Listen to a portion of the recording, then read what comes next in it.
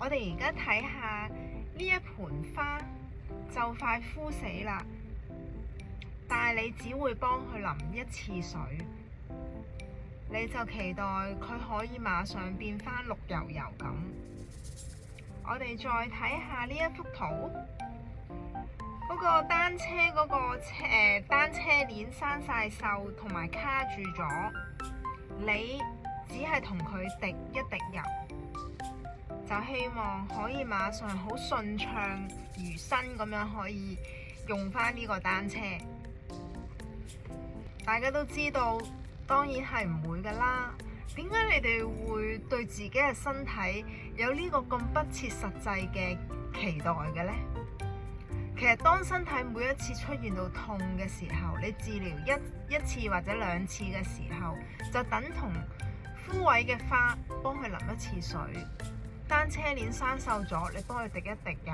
其實呢個動作只係急救，並唔係根治。真正令到我哋嘅身體出現問題嘅係我哋平時嘅生活習慣、飲食習慣、情緒各方面加埋，而令到我哋嘅身體出狀況同埋甚至痛嘅出現。治療只不過係幫助我哋嘅修復，正保養先係防止我哋身體壞掉嘅方法。所以我哋要好好愛惜我哋嘅自己身體，對自己多一份耐性，對自己多一點愛。就好似一部車咁樣，你中意呢一部車，你就會定期幫佢做維修檢查，時時刻刻幫佢抹車、去洗車，等佢咧時常都 keep 住新嘅一樣，咁樣佢就可以陪住我哋行更遠嘅路。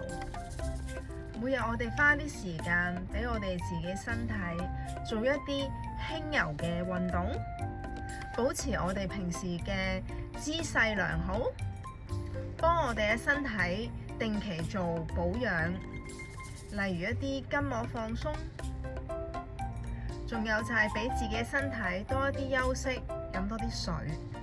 咁呢個先至係一個長久保養我哋身體嘅方法。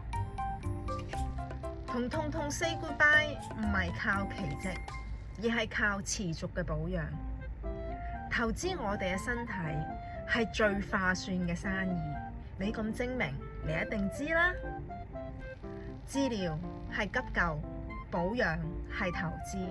我係筋膜放鬆師黎樂琳。